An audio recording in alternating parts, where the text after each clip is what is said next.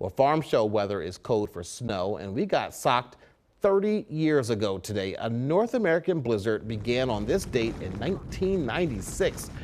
Just over 2 feet of snow fell in Harrisburg, and that set the stage for one of the biggest Midstate disasters ever caught on camera. Take a look. 2 weeks after the blizzard, part of the Walnut Street Bridge in Harrisburg collapsed. Temperatures warmed up quickly, melting river ice and sending huge slabs of ice quickly downstream. They brought down a portion of the bridge. The gaping hole remains to this day. As the bridge debris was moving, it all crashed into another bridge that could withstand the pressure. It remained intact.